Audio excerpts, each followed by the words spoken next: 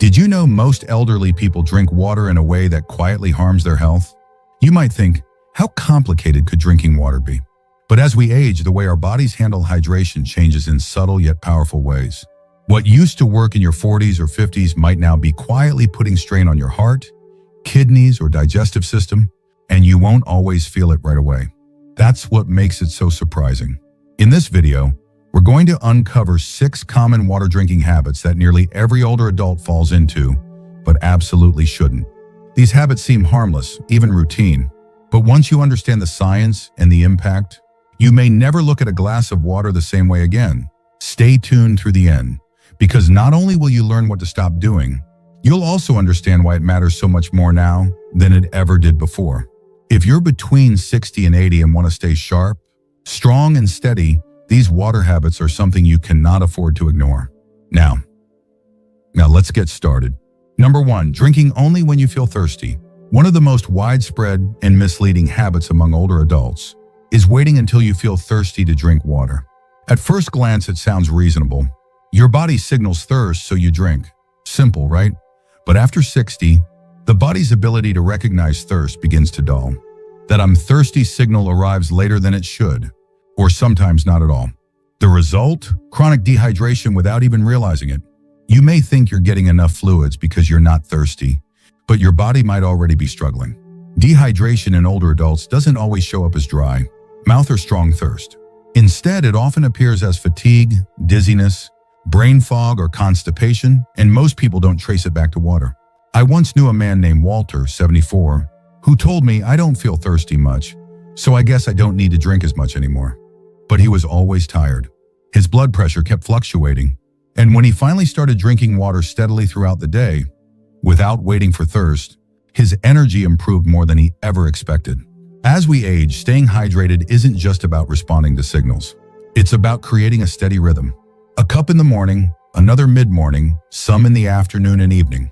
A simple routine that supports every part of your body before symptoms ever appear. Think of water as medication for your organs. Your brain, your joints, your kidneys, and even your digestion all rely on it. Don't wait until you're parched or dizzy. If you're 60, 70, or 80, by the time you feel thirsty, you're already behind. Drink on schedule, not just on signal. Number 2, drinking too much water at once. Another common mistake many older adults make is trying to catch up on water all at once. You might realize late in the day that you haven't had enough, so you drink a full glass or 2 right before dinner, or worse, right before bed. But here's the problem: the body, especially after 60, doesn't process large volumes of water the way it used to. When you drink too much in a short time, your kidneys are forced to work harder to manage that sudden load. This can flush out vital electrolytes, put extra pressure on your heart, and lead to discomfort, like bloating, nausea, or a sudden urge to urinate, which can interrupt your sleep or even cause falls if you're rushing to the bathroom at night. There's also something called water intoxication. While it's rare, it becomes more possible in older adults who drink large amounts of water quickly, especially on medications that affect sodium levels. The balance inside your cells matters, and flooding your system with too much water at once can throw that balance off, sometimes dangerously. I remember a woman named Ruth, 78, who prided herself on drinking 6 glasses of water a day, but she drank them all in the afternoon. She often felt full, tired, and even lightheaded, but she couldn't figure out why. When she shifted to smaller amounts, spread throughout the day, everything improved. Her digestion was smoother, her sleep was better, and the lightheadedness disappeared. Think of hydration like breathing. It should be steady and consistent, not rushed, not extreme. A few sips every hour or 2 does more for your body than chugging water when you remember. Your organs appreciate calm, not chaos. If you're still watching this video and finding these insights valuable, please comment number 2 below to let me know you're here. And if you haven't subscribed yet, I recommend you subscribe and turn on the bell so you don't miss any videos. Your support helps us continue creating good content to inform and inspire you. Now let's move forward. Number 3, avoiding water before bed or during the night. Many older adults make the deliberate choice to stop drinking water in the evening, often for a very understandable reason. They want to avoid waking up in the middle of the night to use the bathroom. No one wants broken sleep. No one wants to risk a fall in the dark. So the habit becomes no water after dinner, no water before bed, no water until morning. But here's what most people don't realize: this habit over time can quietly increase your risk for much more serious issues, especially heart strain and early morning dehydration, which is a well-known trigger for strokes and cardiac events in older adults. The body loses water overnight, through breathing, through sweat, and through natural metabolic function. And if you go to bed underhydrated, you'll wake up even more depleted. I once spoke with a man named Sam, 82, who was told by a friend, "Stop drinking water at 7 or you'll be up all night." So he did. But after a while, he started waking up dizzy, with dry mouth, and a pounding heart. His doctor eventually traced it to mild, but steady overnight dehydration and recommended a small glass of water before sleep. The difference was immediate. Now, to be clear, you don't need to drink a full glass before bed. And yes, limiting liquids close to bedtime can help reduce bathroom trips.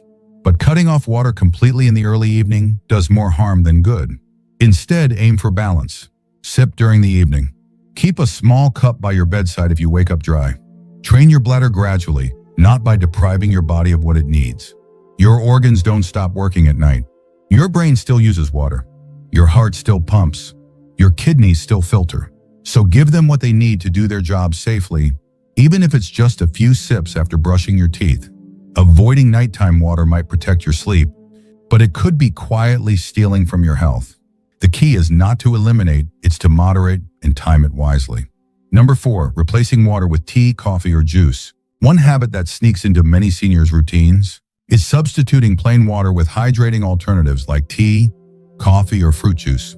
These drinks feel like they're doing the job. They're liquids after all. They go down smooth, they offer flavor, and in many cases, they've been part of your routine for decades. But while they might satisfy thirst in the moment, they don't give your body what it actually needs. Let's start with tea and coffee. Both contain caffeine, a natural diuretic. That means they actually cause your body to lose water faster. So while that warm cup may feel comforting, especially in the morning, it can quietly pull more hydration from your system than it adds back in. And over time, that can leave you running on empty, even if you're drinking plenty. Then there's juice. It seems healthier, and in small amounts it can be. But most juices, especially store-bought ones, are packed with sugar. And sugar, when it enters your bloodstream in large amounts, actually pulls water out of your cells. That's why many people feel bloated or even thirstier after a glass of juice than before. I once met a couple, George and Evelyn, both in their 70s, who drank orange juice with every meal. "We thought we were being healthy," George said, "but both were dealing with fluctuating blood sugar, dry skin, and nagging headaches." Once they replaced 2 of their daily juice servings with water, they were stunned by how much better they felt. Clearer heads, fewer cravings, and more energy. Water works differently. It doesn't compete with your organs. It doesn't ask for processing. It simply supports. It helps carry nutrients, remove waste, regulate temperature, and cushion your joints. Nothing else does that as effectively. Not even herbal teas. You can still enjoy your morning coffee. You can still sip on tea or the occasional juice, but don't count them as your hydration. Count them as treats. And make sure your body is still getting what it actually needs. Clean, unflavored, steady water, day in and day out. If you're still watching this video and finding these insights valuable, please comment number 4 below to let me know you're here. And if you haven't subscribed yet, I recommend you subscribe and turn on the bell so you don't miss any videos. Your support helps us continue creating good content to inform and inspire you. Now let's move forward. Number 5, not drinking water during meals. Somewhere along the line, a popular myth took hold that drinking water with meals is bad for digestion. Maybe you've heard it too. It dilutes your stomach acid or it makes digestion weaker. Because of this belief, many older adults have trained themselves to avoid water while eating, entirely pushing their glass aside, even when they feel the need for a sip. But here's what actually happens. Drinking small amounts of water with meals helps break down food, softens the texture for easier swallowing, and assists the stomach in processing nutrients. The body is smart. It adjusts the acidity of your digestive juices based on what you eat and drink. A few sips of water will not undo that. It will help your system handle the food more smoothly. In fact, research shows that mild hydration during meals can aid in nutrient absorption. It also helps prevent overeating by creating a gentle sense of fullness, which can support healthy weight management, especially important in later years when metabolism slows. I knew a man named Larry, 75, who always ate his lunch completely dry. "I don't want to weaken my stomach acid," he told me. But he often had trouble swallowing, dealt with recurring heartburn, and felt sluggish after eating. Once he started drinking just half a glass of room temperature water with meals, his digestion noticeably improved. "I feel lighter now," he said, "and I'm not choking on dry food anymore." That's the key, balance. You don't need to down a full glass while eating. But having water on hand, taking small sips, and staying gently hydrated during your meal can actually support digestion, not harm it. Skipping water during meals might feel like a wise choice, especially if it's something you've heard for years. But in most cases, it's a habit that silently works against your body's natural rhythm. Don't be afraid to hydrate while you nourish. It's one of the simplest ways to help your body do what it already knows how to do. Number 6, drinking cold water instead of room temperature. One subtle but impactful habit many seniors hold on to is drinking ice-cold water, especially during warm days or after a walk. It feels refreshing, no doubt. But for older adults, regularly choosing cold water over room temperature might be quietly interfering with digestion, circulation, and even your body's ability to regulate itself efficiently. Here's why: as we age, our digestion naturally slows. Our blood vessels become more sensitive. Our internal thermostat isn't quite as sharp as it used to be. When you introduce very cold water into this more delicate system, your body needs to redirect energy to warm it up. That can delay digestion, constrict blood vessels, and even make you feel sluggish or chilled, not just in your mouth, but throughout your chest and stomach. I once met a woman named Doris, 81, who kept a pitcher of ice water by her recliner every day. She drank it with every meal, but she was often bloated and sometimes even had chills during summer.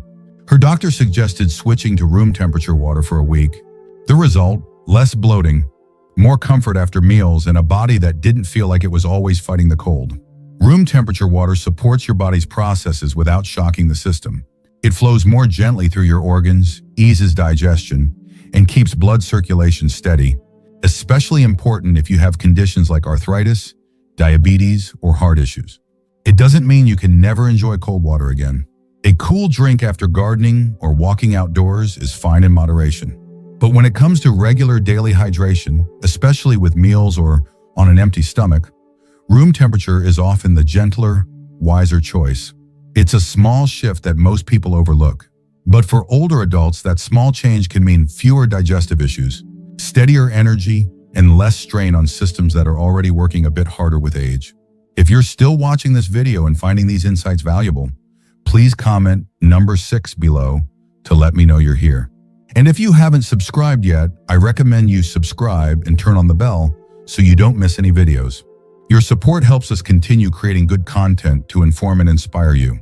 Now let's move forward. Farkishin. Final thoughts. By the time we reach our 60s, 70s, or 80s, the way our bodies handle water isn't the same as it was in our younger years. Yet most people don't adjust their hydration habits. They keep doing what they've always done, unaware that these small daily choices could be slowly draining their health and energy. Today, we looked at 6 water habits that are incredibly common among older adults. Waiting until you're thirsty, drinking too much at once, avoiding water at night, relying on flavored drinks, skipping water during meals, and always choosing cold over room temperature. Each one seems harmless on its own, but together they quietly reduce the very thing your body needs most: steady, supportive hydration. The good news? Every one of these habits is easy to change. You don't need expensive equipment, complicated routines, or strict tracking. Just gentle awareness, a shift in timing, a few sips spread throughout the day. A conscious choice to make water your ally instead of an afterthought. So let me ask you, which of these habits surprise you most? Which one do you realize you've been doing for years without thinking? And what small change are you willing to try this week to support your energy, your digestion, and your overall well-being? Thank you for joining us today. We'd love to hear from you. Leave a comment below and share one thing you learned today and how you plan to use it in your life. Your thoughts are important to us, so don't hesitate to share them. Reading your comments gives us great motivation and encouragement. If you enjoyed this video and found it helpful, please like, subscribe, and share. Your support helps us continue creating good content to inform and inspire you. Thanks for watching, and we look forward to seeing you in the next video.